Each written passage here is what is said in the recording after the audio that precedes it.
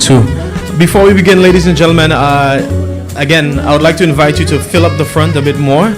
So for those of you further to the back, come closer to the front. I would like to fill up the chairs, please, especially those closer to the front.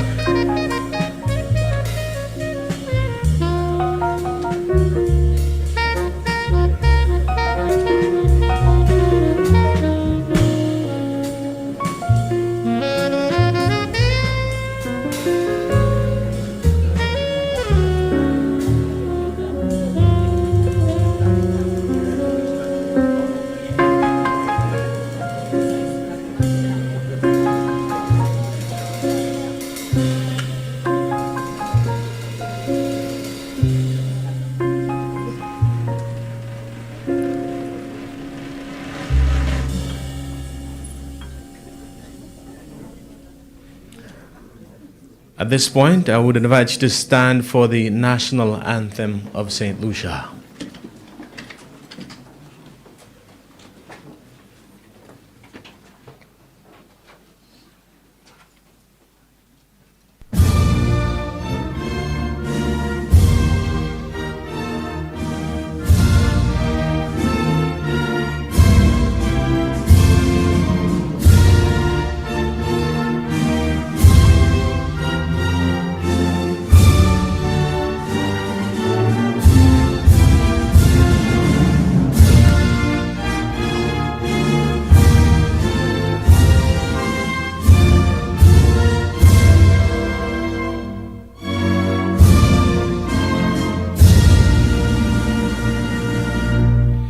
Please remain standing as I call to the podium Pastor Vincent Emmanuel to lead us in a word of prayer.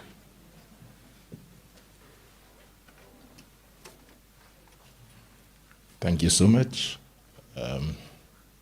Just before I pray, the Bible asserts in 1 John 2, 1 and 2, Beloved, I wish you above all things that thou mayest prosper and be in health, even as thy soul prospers.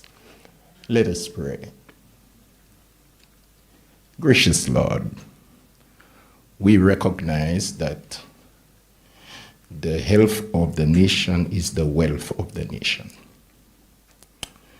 And we have come here to launch this initiative to assist the struggling healthcare system that we have in Saint Lucia. We pray that your choicest blessings will be lavish on this initiative as we go through. May it thrive to your name's honor and glory. In Jesus' name, amen. You may be seated.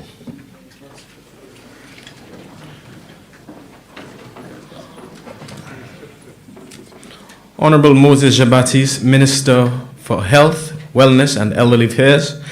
Honorable Jeremiah Norbert, Minister in the Office of the Prime Minister with responsibility for Home Affairs, Crime Prevention, and Persons with Disabilities.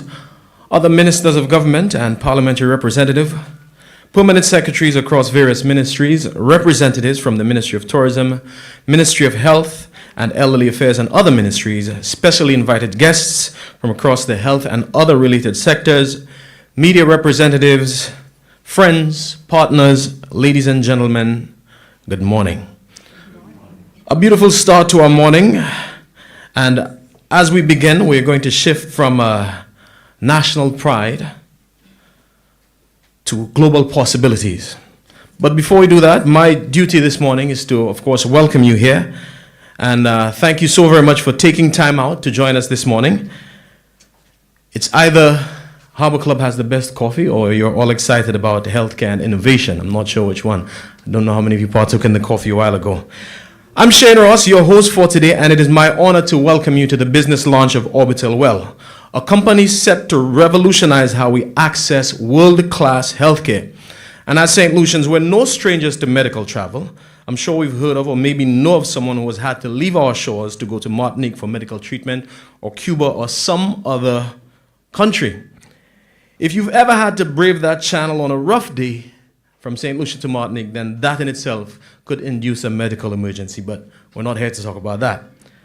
But what if I told you, ladies and gentlemen, that there is an absolutely smarter way, a way that swaps stress for seamlessness and uncertainty for confidence, all at a fraction of the cost of what's currently accessible to us? Enter Orbital Well.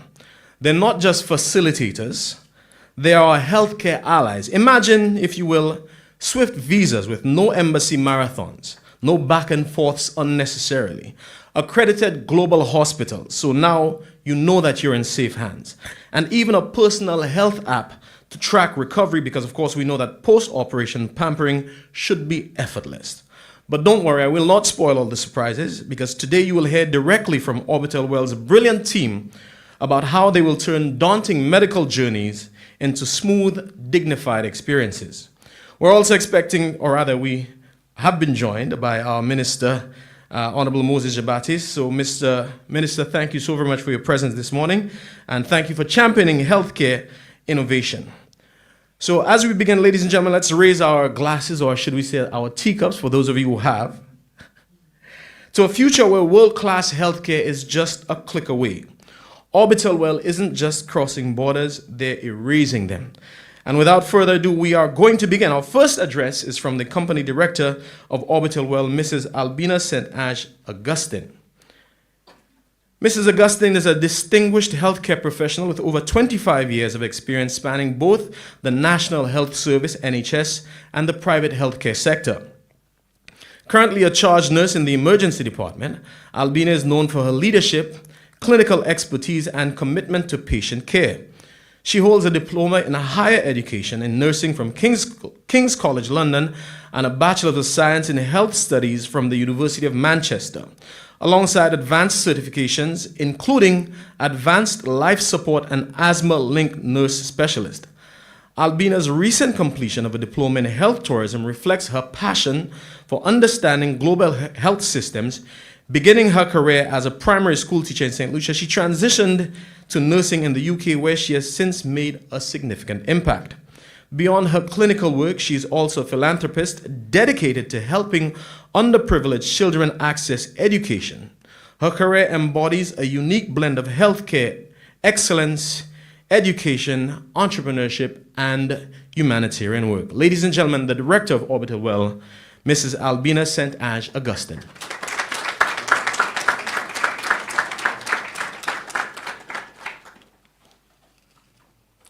Good morning, all. Permit me to adopt all the protocols previously adopted. Thank you for being here today. It truly means a lot to me, both professionally and personally.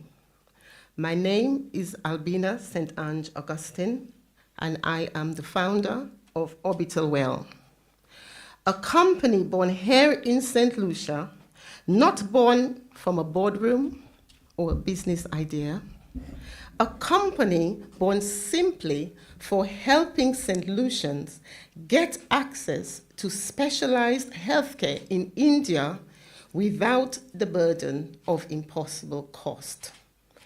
I return home every year to see my parents and family in Deriso. This means, therefore, I am never far removed from what's happening in my community. I resonate with the people, and I know what it feels like when a family member gets sick and the care you need is not available in St. Lucia. This is not about flying people away from our local services. It's about expanding what's possible and giving patients options. India. Why India, someone once asked me. After all, it's so far away.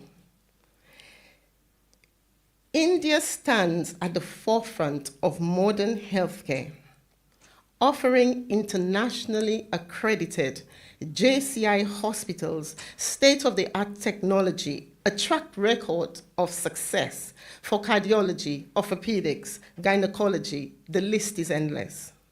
They do all this at a fraction of the cost and about 70% cheaper in some cases compared to the United States, the United Kingdom, or Martinique. Dr. Ade will take you through price comparisons when I'm finished. Imagine for a moment a mother from Anse-Lorraine, for example, receiving life-saving cancer treatment she thought was beyond her reach financially. Imagine a father from Castries receiving complex robotic orthopedic surgery and able to walk again. Here in Saint Lucia, we are blessed with talented doctors and a growing healthcare system. Yet we all know that when specialized treatment is needed, complex surgeries are needed, we often have to look beyond our shores, and the most common choice is Martinique. The hospitals in Martinique are excellent. They are respected for their high standards, and historically, they are the go-to place for many patients in the Caribbean. However, let me tell you some hard truths. Martinique comes at a very high cost, with sometimes long waiting lists. In April of this year, I was in Deriso, where I grew up. I sat down with everyday people, pensioners, small business owners, teachers, young professionals. They all told me the same thing, that if their loved ones get sick needing specialized treatment, they do not have the money to afford the high cost of Martinique, Europe, or the United States.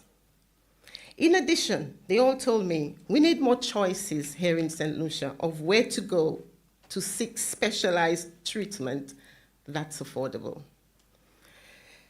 My cousin told me that he had to have an angiogram booked in Martinique for a serious heart condition. It took 6 months to have this procedure, as he was on a waiting list. This meant for him 6 months of worry, anxiety, and uncertainty. This, in his own words, is unacceptable. And Martinique, he said, in addition, only accepts cash payments via wire transfer.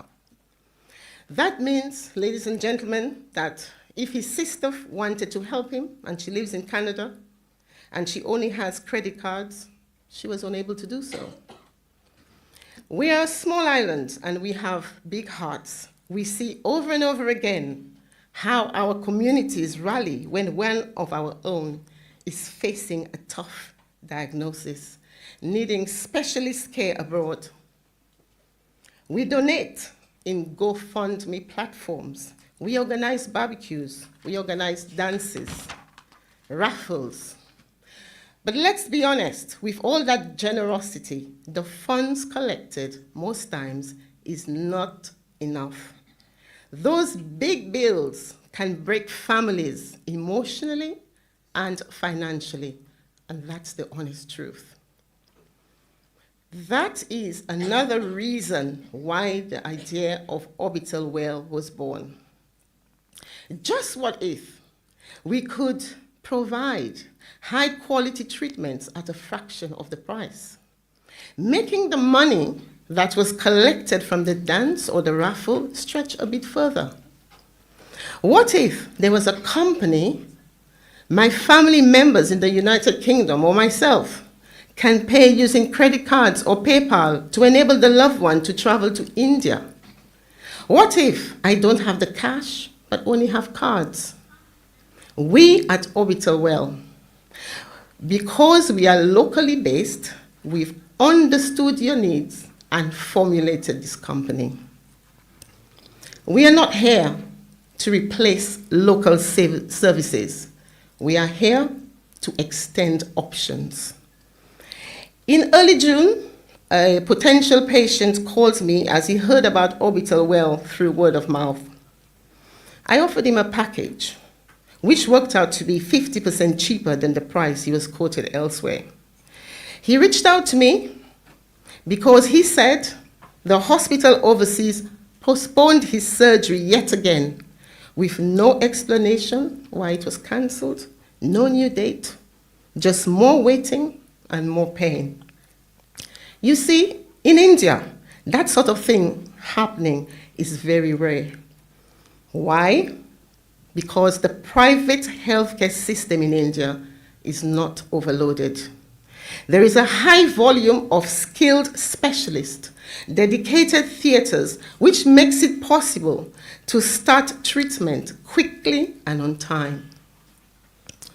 Ladies and gentlemen, I am here to tell you our slogan, Kanda, Beyond Borders, means we will always try our best to be honest with you. For example, if you are facing a time-critical illness like a stroke, where you need immediate care, or a road traffic accident where time is of the essence, you cannot travel long distance. India is not for you. Our capable doctors, Dr. Timotheus and Dr. Kedmador at Bosate, will do their assessment, and they will let you know that. For those of you on a long waiting list with complex but stable conditions, this is a game changer for you, as we have no waiting list from consultation with Bosate to arranging your visas and seeing a specialist would be as quick as 10 working days. We can arrange everything from your travel, your transit, your stay, your accommodation, your post-op care physiotherapy. We are the one-stop shop. Dr. Timotheus Dor will take us through the patient's journey with Orbital Well in a while. Today also marks a proud moment when we bring in the vibrancy of two cultures through wellness and through cricket. This connection, built on love of the game, now extends beyond the pitch into health tourism, whether it be watching a cricket match, visiting a stadium, tour of the Taj Mahal. We want our patients to feel deeply familiar and welcoming. Anup, our rep in India, and his team, who has over 25 years experience in the business, can take you around at a fee, but you have a trusted, reliable person who you can call in India.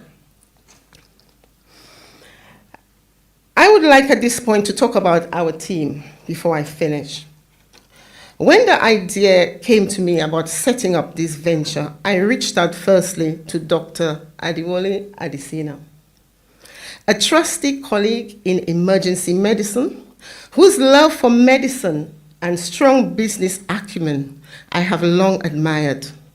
He did not hesitate. He believed in the vision. And 4 months later, after this discussion, we traveled to India to lay the groundwork for what we are launching today. We did not do it alone. Joining us on this journey are Dr. Kedmador and Dr. Timotheus Dor. Our respected local doctors are now business partners. They also bought into the vision, and they are the foundation on which Orbital Well now stands. They are where the journey truly begins, in the community with doctors that you know.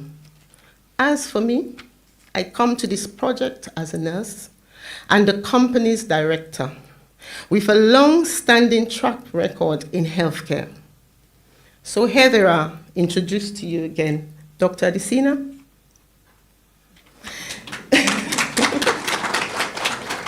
Dr. Timotheus Dor.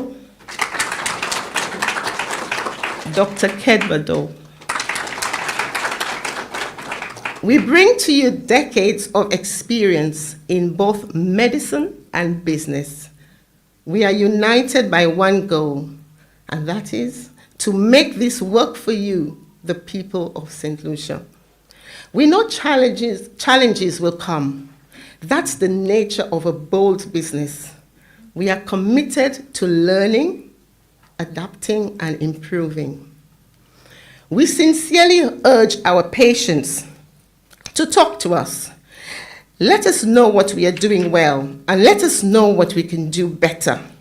Because this business exists to serve you. Your voices matter, and your feedback will shape the way forward. Our team met with the Ministry of Health yesterday. The discussions were robust. The questions raised were thoughtful, a reflection of the ministry's commitment to upholding the highest standards in healthcare. We welcomed the opportunity to engage in such a frank and constructive way. At Orbital Well, we believe that a good company listens. We are grateful, Ministry of Health, for the insight shared. We will take your recommendations on board, and we continue to develop and refine our services. Let's launch this together, not just as a company, but as a movement. One that says we deserve options and we deserve affordable, top quality healthcare overseas. Thank you and welcome to the launch of Orbital Well.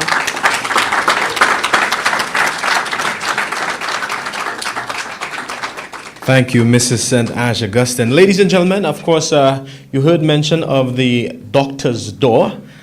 And I'll tell you a bit more about Dr. Kedma Dor. He's a seasoned general practitioner and the general manager of Mosate Medical Clinic with over a decade experience advancing primary care in Saint Lucia, combining clinical expertise with strategic leadership. He champions accessible and patient-centered healthcare while driving innovation, operational excellence, and community engagement. With a strong foundation in international healthcare management, Dr. Dor brings a global perspective to local challenges, using evidence-based practices and collaborative care models to improve health outcomes. His work continues to impact the St. Lucian health system, making him a respected voice in sustainable health development across the Caribbean. The other Dr. Dor, ladies and gentlemen, is a physician, and a global health advocate. He's a healthcare entrepreneur with over a decade of experience in clinical practice, healthcare management, and public health. He earned his medical degree from the University of Medical Sciences in Cuba and holds a master's in family medicine from the University of Edinburgh. Dr. Dor has worked as a senior house officer in emergency medicine and has contributed to global health through volunteer work with the International Diabetes Federation, advocating for persons with diabetes. His expertise also spans healthcare business management, innovation, and leadership, with a strong commitment to health, equity, and community empowerment. To tell you more about the patient's journey with Orbital Well, I invite to the podium Dr. Timotheus Dor.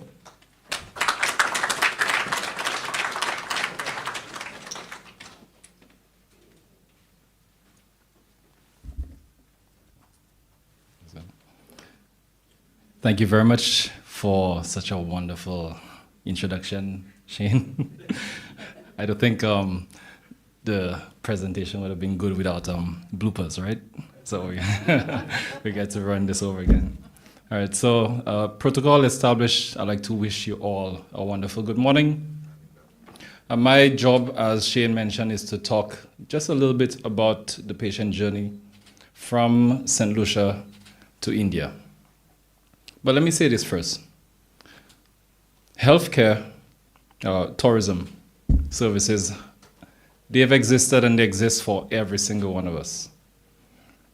And Orbital Well has found a way to make it more accessible to everybody and make it easier for you to access those services. Next slide, please. I did give the signal. Sorry, no clicker. All right, so you could access Orbital Well through the website. You could call, there's a WhatsApp line. You could send an email, and there's also an app that you could download. If you go ahead and scan the QR code, you'll be able to see the app on your phone right now. So, you have a medical condition, and either you by yourself or you together with your physician have determined that Orbital Well is a good option for you. It's one of the options that you could consider. So the very first step after you've contacted us through the app or through any of the options I've shown is to schedule an appointment with the Mosate Medical Clinic. We have a dedicated team on board just waiting so that we could prepare and we could organize you and package your case so we could present to our specialists. Now, what that means is you may have a clinical exam, you may have us review some of your historical files, we'll possibly have to go ahead and compile some of your labs, any x-rays or reports or anything of that sort. And the reason why we do this is to ensure that you are receiving the service that you need and that you're a suitable candidate for whatever procedure that you've chosen. We've also decided to do this so that we could ensure that there's quality control of our process. So after we've compiled everything together, the next step is for us to upload that through a secure portal to the Orbital Well team. And this, my friend, is where the magic begins. Next slide. You should probably put on that camera. All right, so the Orbital Well team will then go ahead and try to find you or match you with a specialist in that area through the network of our JCI hospitals in India, or the Joint Commission International Hospitals. The slide is taking a little while, but or just listen to my voice. All right, so as Abina mentioned, JCI, the Joint Commission International, it's a big deal, and Dr. Ade will explain to you what it is, all right, in a little while. So after you've been matched, then there will be further communication. You could expect that within 48 hours of that initial contact, you will be matched with a specialist who will be able to take care of you. Now that is efficiency. Quick, seamless. The communication with you will be done directly with you, between you and the Orbital Well team through the app. It should be clear, and there that speaks to our commitment towards candor and open communication with you. Next slide, please. All right, so what should you expect? And this is a promise. We will be here to provide any other information that you need. We will not leave you on your own. We will not let you go through this journey by yourself. We'll be there to answer any questions that you have. I'm pretty sure you're going to have a lot of questions. So you have a team locally who could answer your questions. And if you have a question that might be difficult, we will find the answer for you, and we promise that. We are going to offer you any ongoing medical services that you need. Of course, we're a clinic. So any ongoing medical services that you would need before the trip or after the trip, we are there to provide that if you need it. And once you've returned to Saint Lucia, we are not going to ladger you on the street and let you go by yourself. We plan to support you and provide you with a good document, which is a set of post-service instructions. These are instructions which we receive from our specialists, from our team in India, and this will tell you what will be your management plan, and we will hold your hand from that point until you are officially discharged. If you have any questions even after that, we will remain as a resource. Again, another commitment to candor. And this is essentially what we plan to do for you. Dr. Ade will explain a bit more about the journey from there on. Thank you.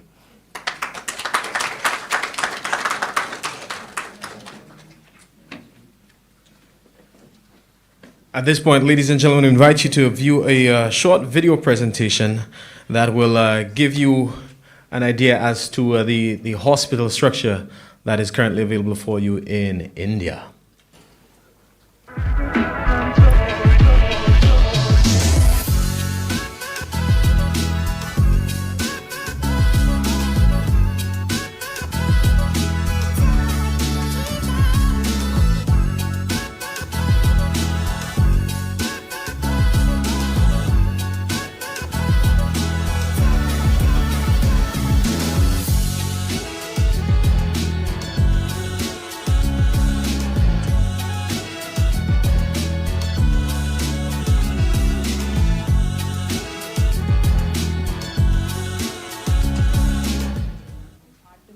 preferred choice for the international patients looking forward for world-class dermatology and cosmetic procedures. We have the CyberKnife, which can carry out non-invasively a brain tumor treatment in the space of 40 minutes. This is about 700 bedded and we have 14 bedded PMT unit.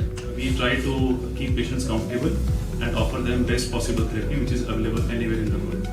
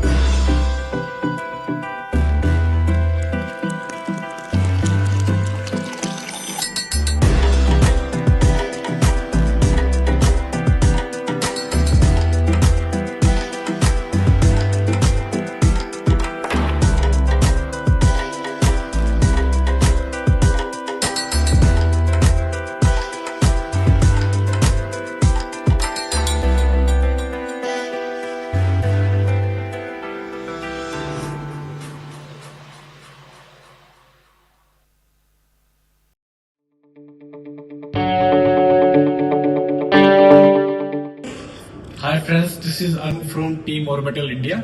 We are assuring seamless coordination and care for your medical journey. Your comfort is our priority. We will assist you for airport pickup and drops, lodging and boarding arrangements, local transport, coordination with doctor and hospital, arrangements for local sightseeing and Indian historic attractions. Let us take care of your details so that you can focus on your recovery. Thank you.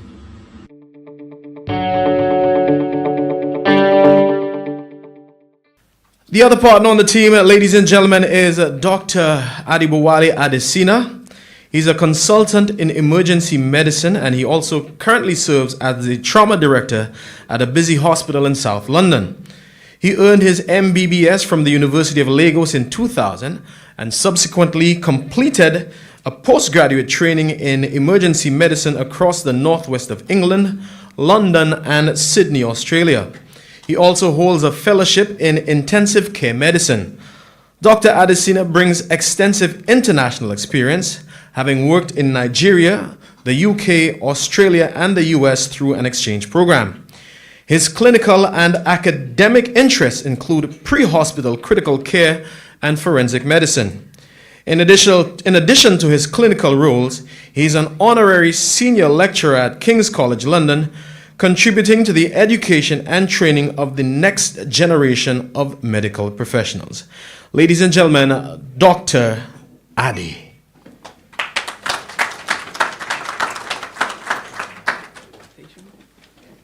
Good morning, everyone. All protocols observed. Can I have my slides, please?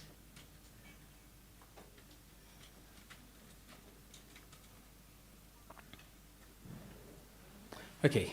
Whilst we're waiting for the slides, my role today is to, one, explore what global medical health is, the development, where we are currently and where it's moving to. Then I'm going to focus a bit on India. And then lastly, I hope I'll be able to convince you to use our service via Orbital Well. So let's start.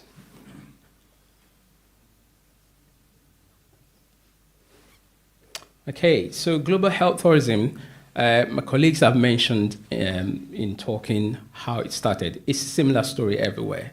So in the past, the world's top-notch medical centers are in the West. Problem was that patients from less privileged backgrounds are not able to access those care. sometimes because they can afford the care. Other times might just be political. They can't get visas and things like that. So that's how the idea of global healthcare started. Because imagine these patients that can't get this healthcare, but they are aware that there are other options that they can access, but they can't access them. So they are condemned to a life of difficulty, quality of life drops, and a lot of time they are depressed, and it wasn't very nice then. So these global health or medical tourism developed organically because there was a need for it for patients in different parts of the world where they need medical care, but it may not be immediately available within their community. Sometimes within the same country, you know. In Australia, for example, I'll give you an example. In North Australia, it's sparse. There are not many people there. And sometimes the complex medical needs, they'll have to fly to Sydney or Adelaide or some other place like that within the same country, because you can't just put a cardiac surgeon in the north of Australia. There will not be any patients. You'll probably see one patient in a year. It will be bored, it will leave. So these are your real needs, brought about global health tourism. Next slide, please. So, what are the things that people seek in global health tourism? Being has mentioned some of it. Some will be purely medical treatments, so maybe complex cardiac investigations and treatments. It might be oncology for cancer. It might be orthopedics, maybe spinal surgery, hip replacements. It might be organ transplants, kidney failure, they need a new kidney, liver transplant, and things like that. So usually those are the main reasons why people go around. But sometimes these days, people also go around for other things: alternative medicine, Ayurveda, homeopathy, holistic care. So they go around the world for other things that are available through global medicine. Next slide, please. Now, these figures I'm just showing it to show you how the industry is developing very fast. As of this year, it's worth about $300 billion US. And it's projected that in the next 10 years, it will be worth about $1 trillion, this industry. The only reason why a business will keep growing that way is because the services are needed. It's nothing to do with politics, nothing to do, it's because there's need for it. It's like food. People need food. You can't, there's not, even if you increase the price, decrease the price, they will still look for food, So that's the reason. It's because, and we are not isolated here. This is what's required everywhere in the world. And if you look at the compound annual growth rate, it's actually going to about 30% now, year-on-year increase. Next slide, please. So what are the growth drivers? I'm just mentioning a few. So one is cost savings. I'm going to show you in a slide later on that in some cases, if you shop around very well, you could get as much as 90% savings from one part of the world to another part of the world, and it's similar quality. I'm going to explain more about the quality assurance in my later slides, but cost savings is one of the reasons, and as Bina mentioned, it then afford, more people will be able to access this care. Whereas if they were just local, they might not be able to access this care. They might not be able to afford them. Reduce waiting times. Even in Europe, waiting times is a big problem, and people want to go elsewhere to get the care they need.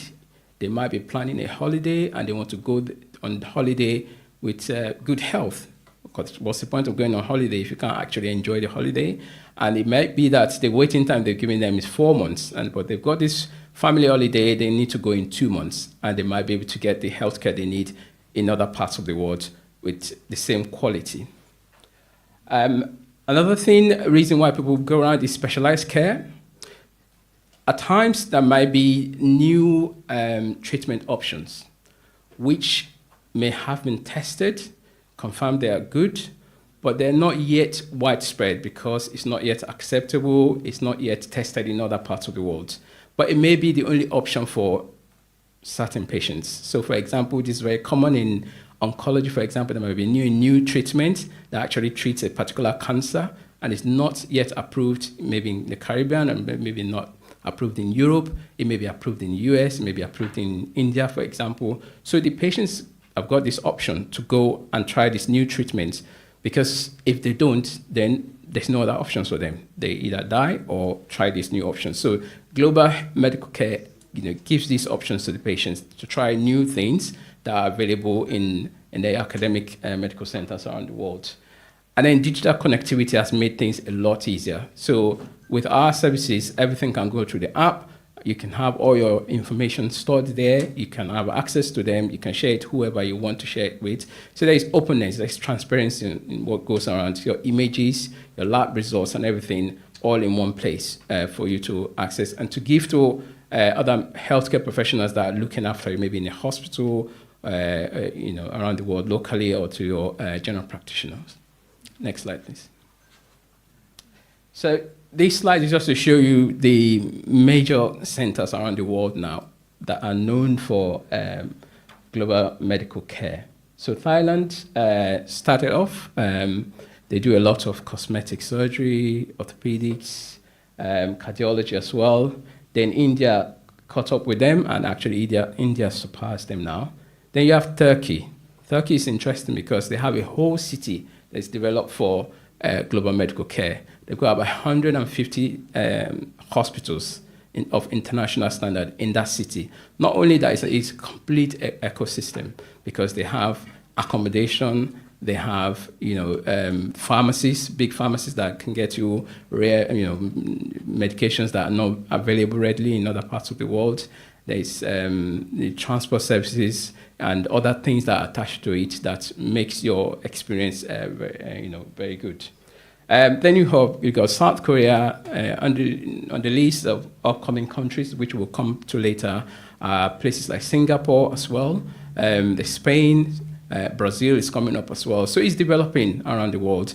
And I mentioned when we met the Minister of Health on Monday that even, let's say, in fertility treatment, for example, in Barbados is next door. So there's no reason why Saint Lucia cannot host something in the future as well around global tourism. It's just looking at our strengths, looking at the data, and then see what we are best positioned to host.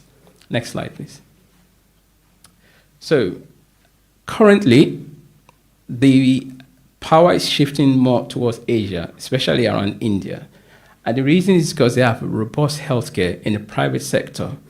They've invested a lot. The government subsidized investors to come in, and tax incentives. And also for anyone that's involved in pharmaceuticals, you know that the powerhouse of pharmaceutical manufacturing is India currently. They manufacture not just the drugs, but medical equipment. So they can get it cheap because they are the one manufacturing it. So it's cheaper for them. So it brings down the cost of treatments because they have all these things available to them, and also government support and as I mentioned before, the whole ecosystem. Next slide, please. So what are the services that are sought by tourists around the world? Literally everything. People seek. Sometimes it's a second opinion they have, or they've exhausted the local available options, and then they just want to try something else. Maybe they have another option to improve their quality of life. So it's fertility treatment, cosmetic surgery, even wellness therapy are sought around. Cardiac, for example, it might just be investigation, it might be a complex, for example, functional cardiac MRI with PET scan and everything all combined in one. These machines are expensive. For example, the proton pump, proton therapy machines, for example, they will cost around £5 million or more. Now, you don't want to invest in that kind of machine if you're not going to get patients. So they can afford to invest in them because they know they will get the patients. They are positioned. Even the population of India is enough. It's 1.4 billion. So they know they will get patients. And so they can invest in this kind of treatment options. And that's why these kind of treatments cannot be available everywhere in the world. It's just in certain centers that it will be available.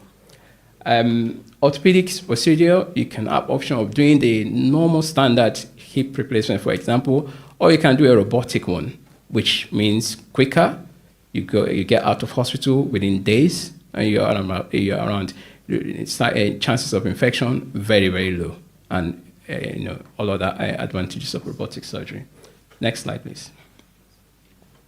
So this slide is just to show a few of the hospitals. Apollo Hospital is one in India, for example, is one of the ones we are dealing with. They have over 70 hospitals across India in the major cities, so Delhi, Mumbai, Hyderabad, Ahmedabad, and some other places like that. We're also dealing with, I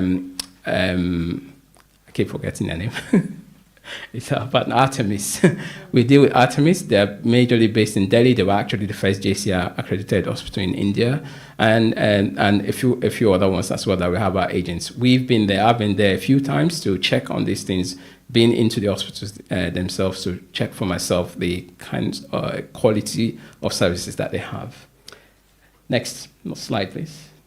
So this is just an example to show you that the first figure on the left is the amount of people that were had to move around the world for global medical tourism before the pandemic. The figure is probably around 25 million going to 30 million now, and it's increasing. And if you look towards the left on that side, most of the patients are actually coming from the US. And it's partly because of waiting time, partly because of costs, followed by the UK, the big European countries, even China. They are leaving China to go elsewhere for medical tourism. So it's not limited to any part of the world. It's patients, the world is a global village now. Patients will seek healthcare wherever they can find it, as long as the quality is assured and is affordable to them. Next slide, please.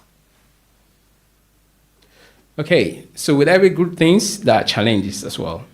And as such, I've said all good things about global medical tourism, but there are challenges that it's not always all good. Some of these issues I'll mention now, and then I'm going to address how we have the solutions we have for them. So for example, the quality sometimes cannot be assured. I have had to deal with patients that have come back and they were after procedures and they became very, very unwell. They became septic, they needed to be in ICU because they went to dodgy centers, but they shopped around themselves, and that's what they found. They probably just chose those centers based on the cost. I've had patients that have had abdominal operations that the drains were there, and they flew over with the drains. And I'm talking about patients in London, right? Went to some other countries, I don't want to mention countries, come back with drains still left there because the money they paid, doesn't cover removing the drains, so they had to come on the flight for that because they have to pay like almost the same amount they pay for the surgery to remove the drains. So they come back to the NHS to finish the procedure. So things like this. There have been patients that have gone for intestinal operations, and then when they returned, one kidney was missing. Because this is the truth, people sell organs, so that unscrupulous people are out there that, So, when there's any new wave, started by good people, bad people also come because they like things that are reigning. And also if there's money involved, they will get involved. And this is why, one of the reasons why we think you should go through trusted hands and not, we can't stop people from going anywhere around the world to seek medical help, but then it will be at their own risk because there will not be a robust checking of standards and quality and everything. So let's go on to the next slide, please. Okay, so just to mention that technology has helped. Now there's telemedicine, you can do consultations with the specialists across the world. You can show them say for example you have a lump, you can show them what kind of lump you have. They can see and they can, even before you leave the shores of your country, and they can make treatment plans for you. So technology has made things very seamless. Files can be transferred easily, images can be stored and retrieved very easily, and all at no cost to you, extra cost to you. Next slide, please. Okay, so this is just mentioning some of the other centers that are coming up now. UAE is another center coming up, especially in Dubai.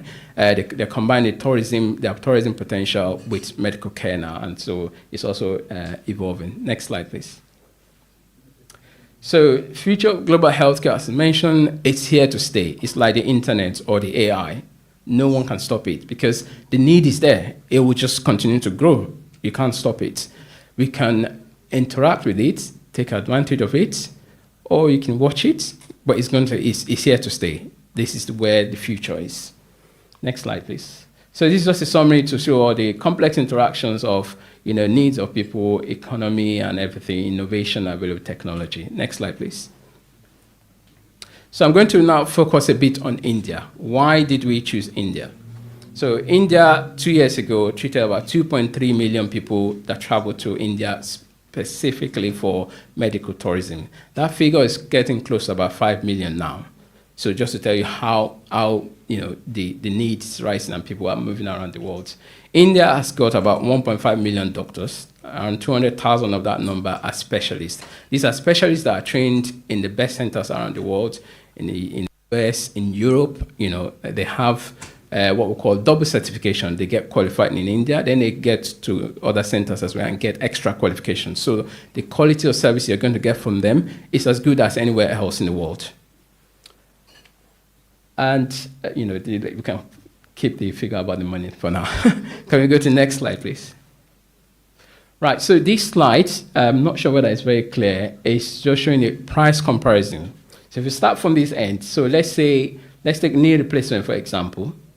Average will cost, I'll put the prices in pounds, will cost around £35,000 in the US, average. Sometimes more, sometimes slightly less, depends on where you go.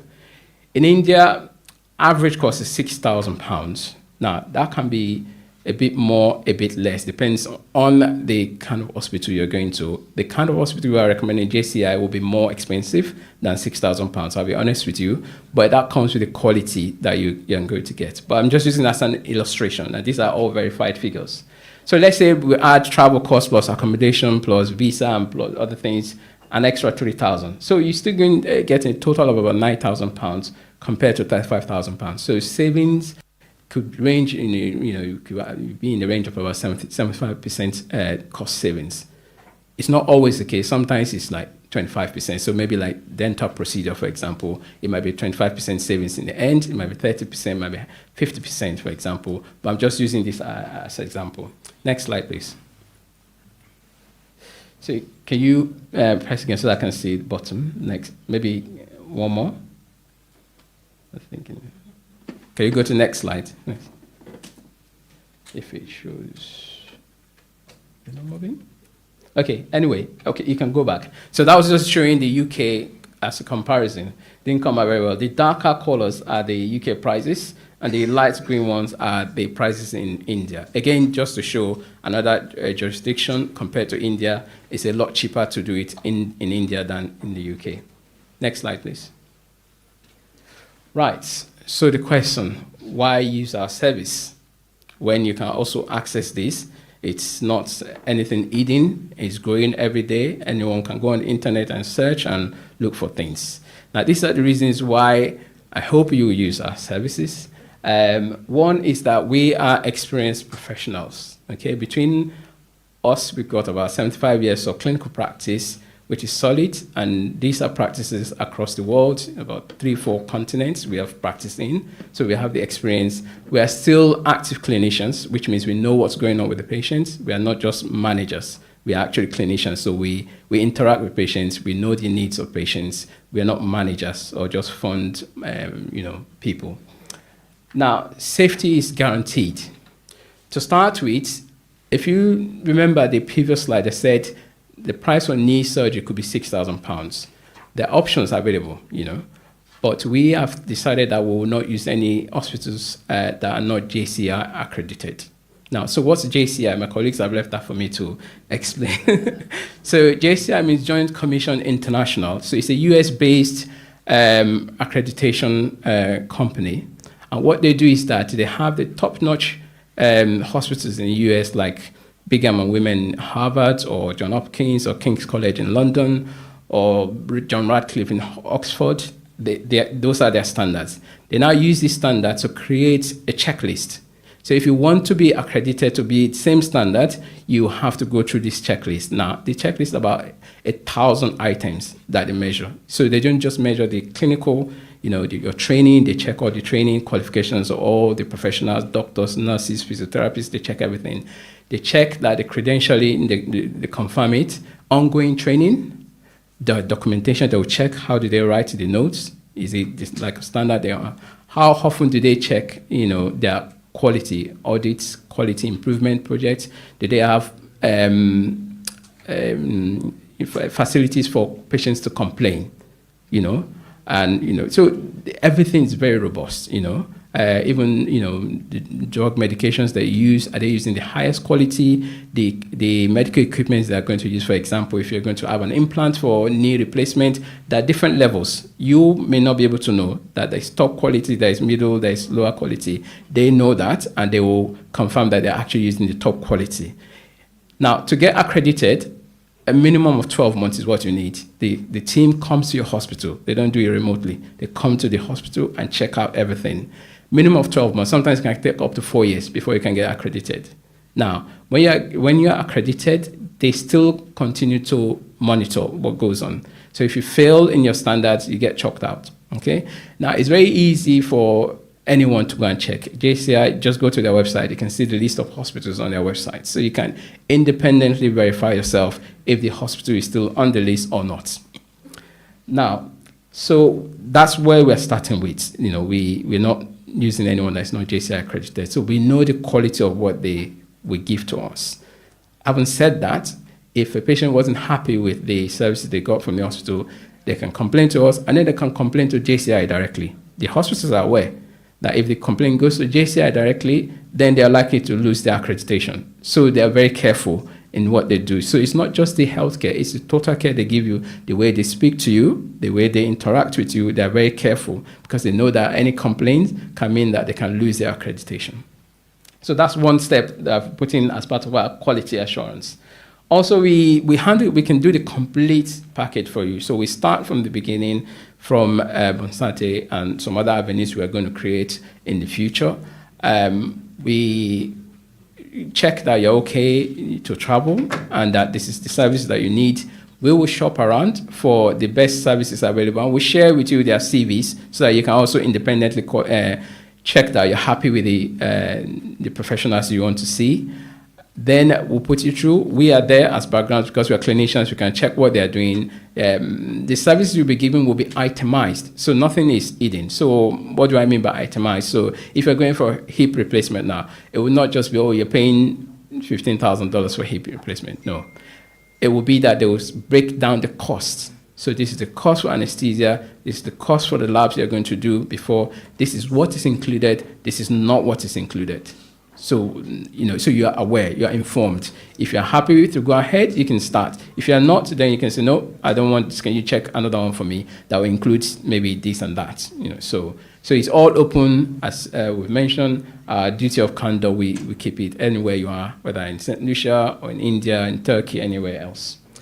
Then we have a money-back guarantee. I'm going to explain this. So if, for example, you decide to use our service, and you want to go to India for knee replacements, and then you go to India and you think, no, I don't want it anymore. I just want aromatherapy or something. You just change your mind. We can't force you. So we guarantee to return your money of our services that you have not used.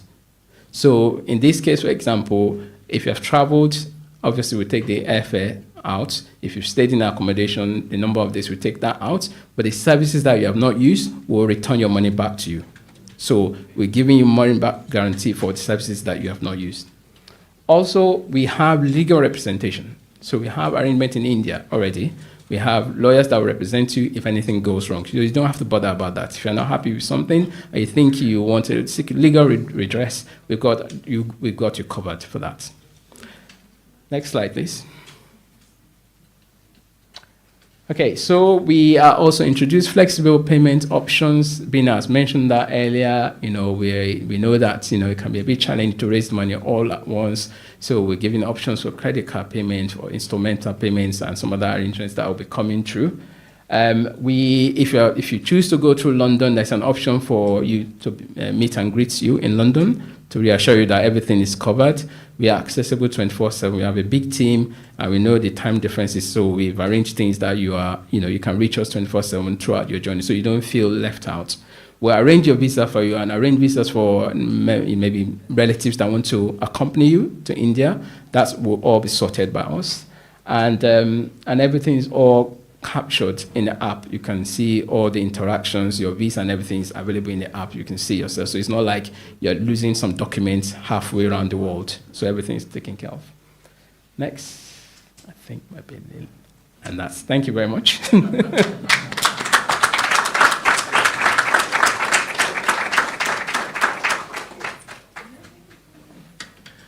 There's a saying, ladies and gentlemen, that a picture is worth 1,000 words, and we don't have a picture for you, but we have something even better. If a picture is worth 1,000 words, then a video must be invaluable. So we have a short video presentation for you.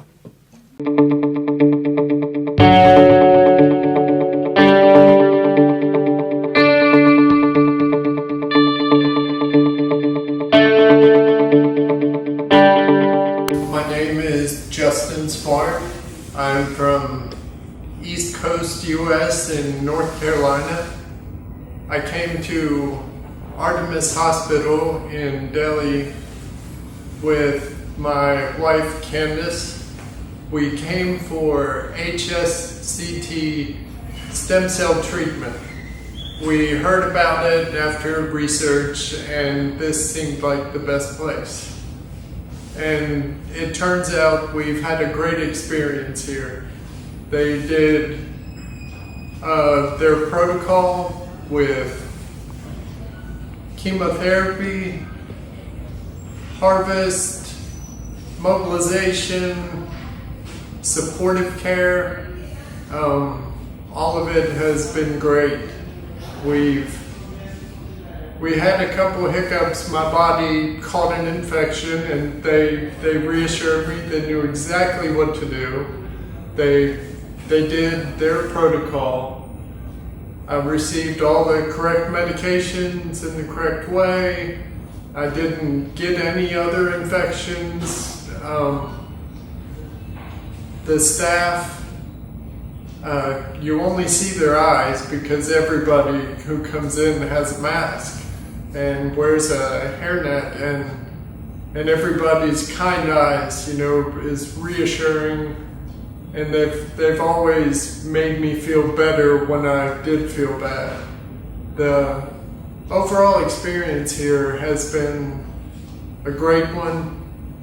The doctors, the cleaning people, the laundry people, the food people, the nurses, the physical therapist has helped me out quite a bit, and I believe that I'll be stronger when I get home than when I got here, which I call that a win. I want to thank everybody. It's been a crazy month and a half. Thank you.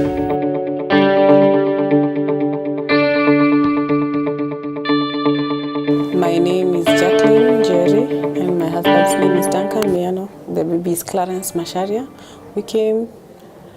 We have come a long way. Baby got sick when he was only 2 days old.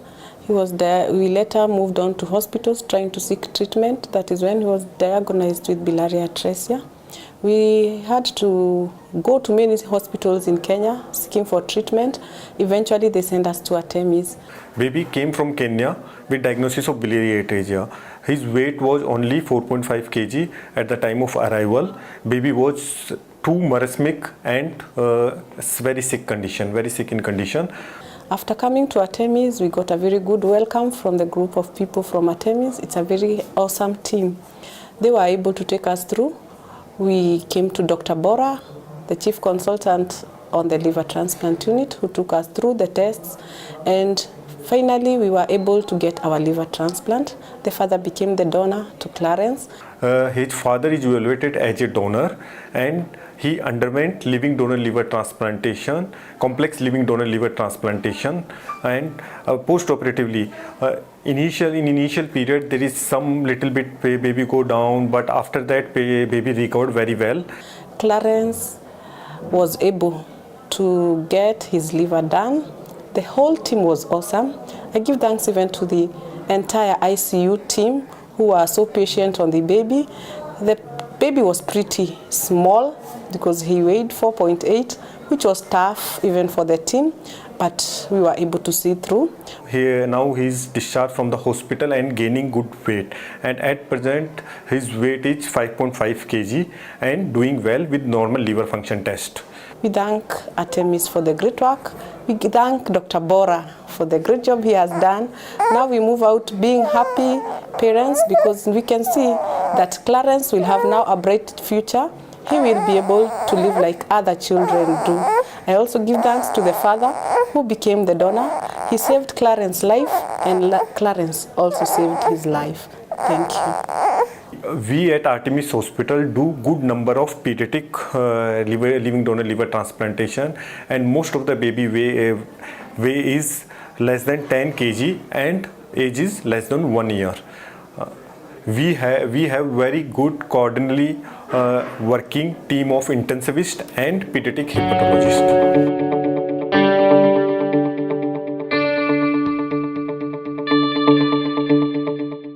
Healthcare isn't just about clinics and visas, it's about vision. And who better to speak of Saint Lucian's vision in healthcare than the Honorable Minister? At this point, we'd like to welcome Honorable Moses Jean-Baptiste, Minister for Health, Wellness and Elderly Affairs, for a brief word.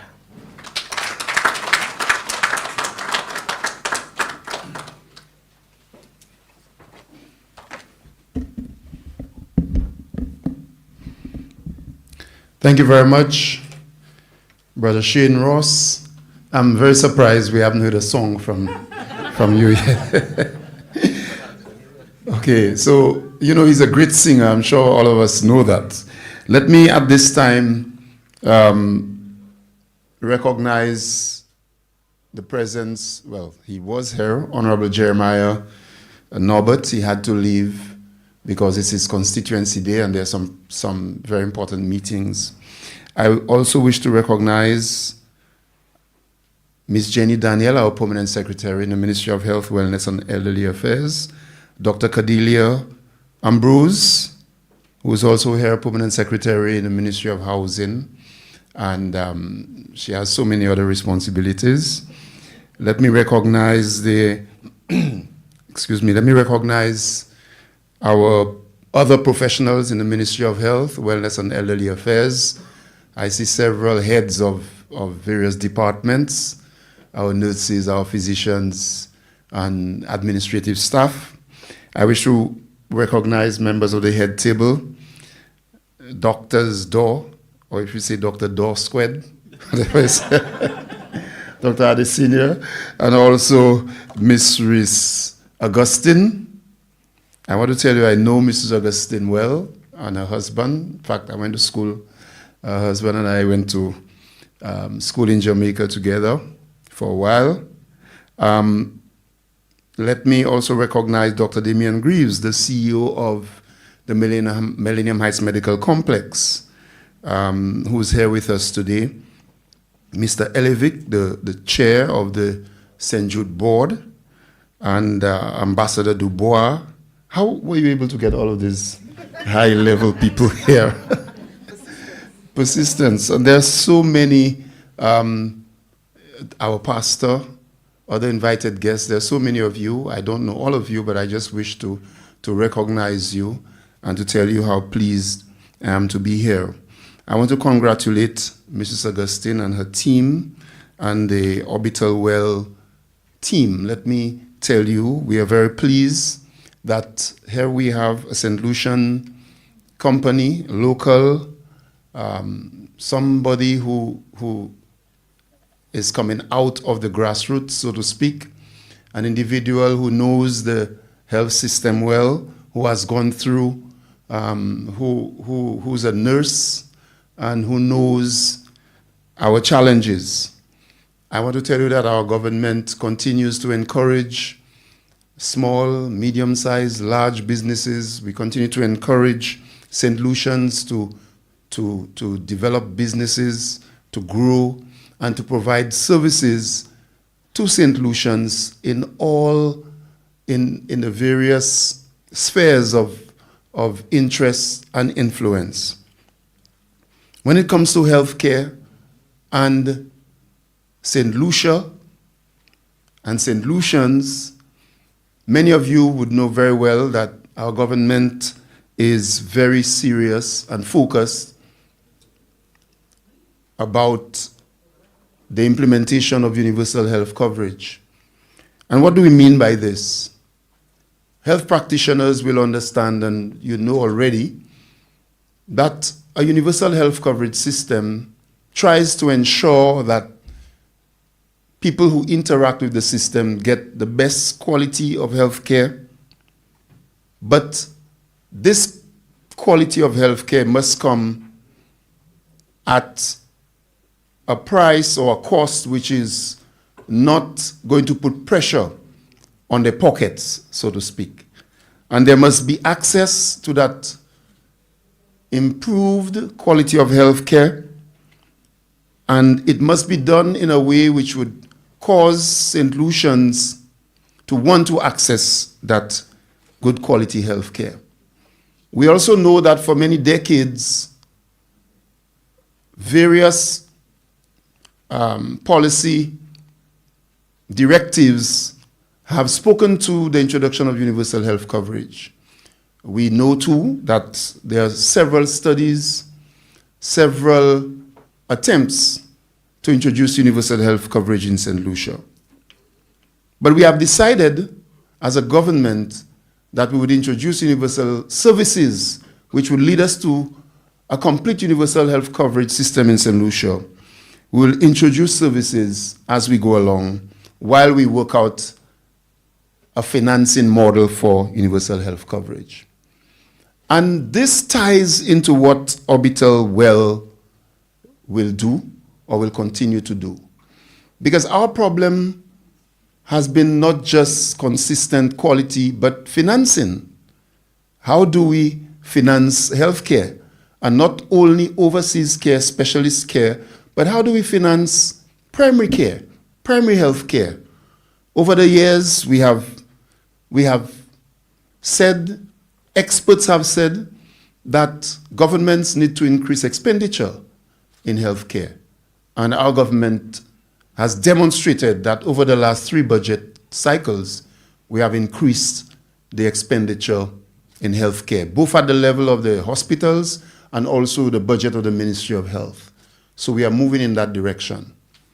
We are also working very hard on increasing access to quality equipment, increasing access to services, and causing our people to get access to professionals as we go along. What are we doing about financing of healthcare services? Well, all of these things cost money: the beds, the physicians, pharmaceuticals, materials, water, electricity. All of these things cost money. And how are we going to ensure that Saint Lucians get the best quality of healthcare that we can afford and get it consistently? We have engaged the services of JIPA, a consulting firm, and we are working with them to ensure that we put systems in place to cause us to be able to finance healthcare in a sustainable way. We are going to take to Parliament a bill which will cause us to enact laws which will guide universal health coverage in Saint Lucia. We are going to create a universal health coverage authority, much like NIPRO is to NIC. An authority which will work on the financing of both primary care, secondary care, and tertiary care. So in other words, how do we procure services and how do we pay for these services? We know the government has a budget, and In the last budget, it was $202 million thereabout. And we know what percentage goes to primary care. We know what percentage goes to the Millennium Heights Medical Complex. We have increased that budget. But how do we continue to fund healthcare in a sustainable way? And so this authority, this Universal Health Coverage Authority, will be staffed with professionals, with doctors, with finance people, professional people, who will be responsible for channeling the payments, whether it be through the primary care system, secondary care, and tertiary care. And government will fund this authority in part. Insurance companies will be encouraged, will be incentivized to create products, to create packages which will attract Saint Lucians and will cause them to purchase health insurance at reasonable cost. So we are putting together a system that will incorporate taxpayers' money, which is what the government is doing now, but we know that's not enough. And it will also encourage insurance companies to entice Saint Lucians to purchase health insurance. So all of these will come together through the Universal Health Coverage Authority, and services, whether they be in Saint Lucia or outside of Saint Lucia, will have a sustainable way to pay for these services. So that is the plan. We do not have a plan to give everybody $75,000 worth of health insurance. When I do the calculations, roughly you're talking about $1.7 billion. Multiply the population by 75,000. It doesn't work exactly like this, but $1.7 billion thereabout. And how would we pay for that? We have a plan, and the plan is to cause there to be sustainable financing for healthcare in Saint Lucia. But at the same time, we have to work on the preventative end. And we are going to spend, we are already spending more money on that end also. Because we cannot continue as a country to simply speak about sickness and so on. How do we cure illnesses and so on? We have to spend a lot more money to talk about prevention and to encourage Saint Lucians not to be sick in the first place. So the wellness agenda is also very important to us at the Ministry of Health. Mental wellness is also a big issue. So I'm saying all of this to tell you that Orbital Well will find a system, as long as we continue, we will continue, and when everything is in place, you'll find a system that has some measure of sustainability in terms of the financing of care for Saint Lucians. For too long, we've been going through this. How do we pay for health care, and how do we get services and so on? And we have a plan. We are already working on it. I really want to thank Orbital Well, those of you who have put this company together. I'm very proud of you. We can do these things. Saint Lucians coming together with partners all around the world. We are world class and we can do these things. And we want to encourage you as a government to do these things. I want to say to you that we are working full steam ahead on the deliverables, the St. Jude Hospital, and others, the Owen Kingi Hospital, the Fifth Wing.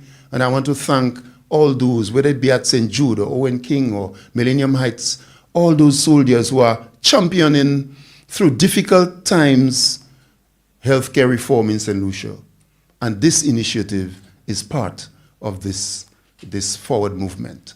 So I want to thank you, Orbital Well, and all those of you who have put things together. And I really want to say, we are going to give you all the support that we can give you, as long as it is for the benefit of Saint Lucians and for the well-being of Saint Lucians. Nuasa. So thank you very much. Thank you.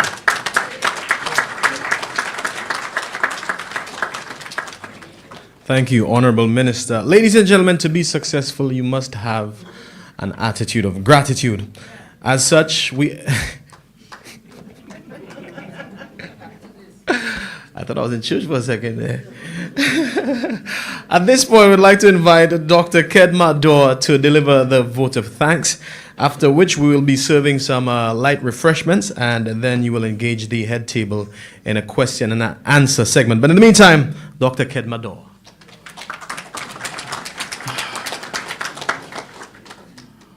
Wow. Simply beautiful. I think I understand where that phrase came from, because once you stand in front of Saint Lucians, that's the only thing that comes to mind.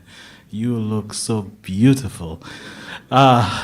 Protocols, allow me to adopt protocols established and bid you all a good morning. Well, it's now good afternoon, is it?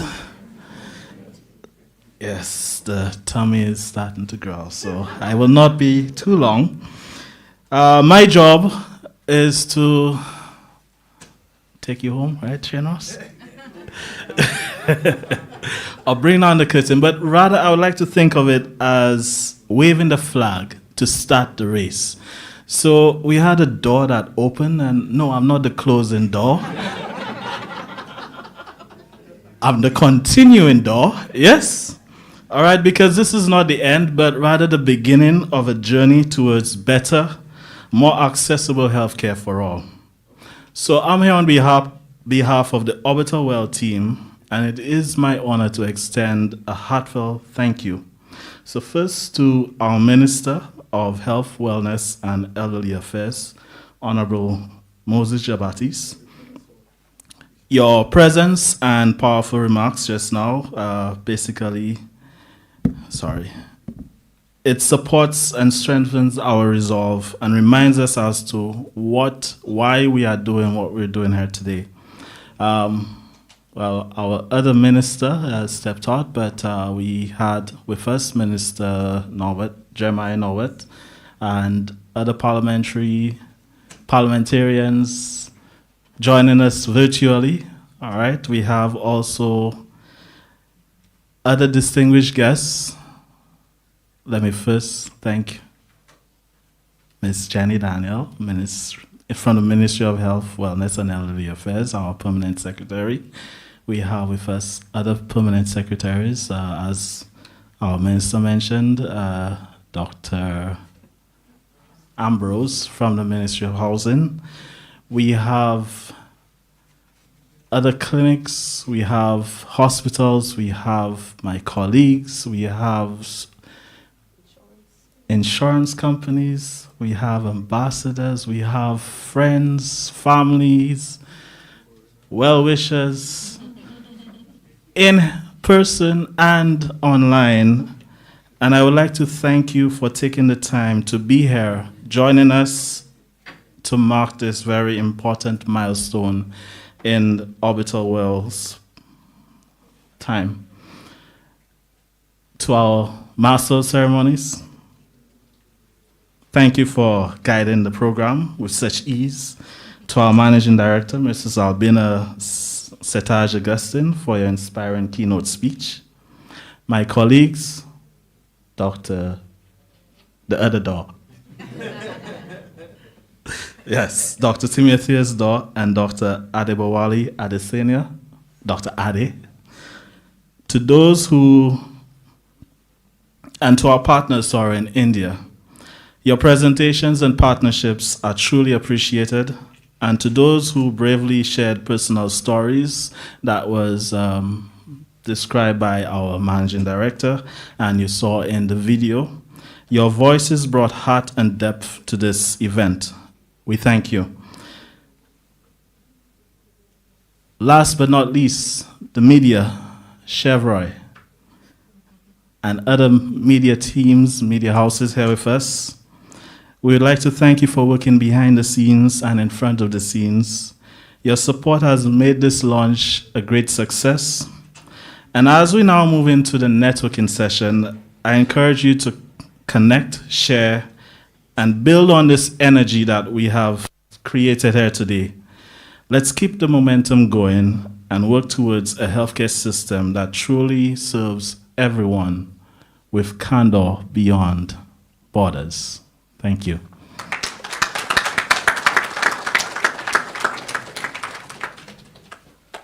And with that, ladies and gentlemen, we've come to the end of the formal part of the business launch of Orbital Well. At this time, I'd like to invite you to partake in some refreshments. I had a different direction. I'm sending you my blessings.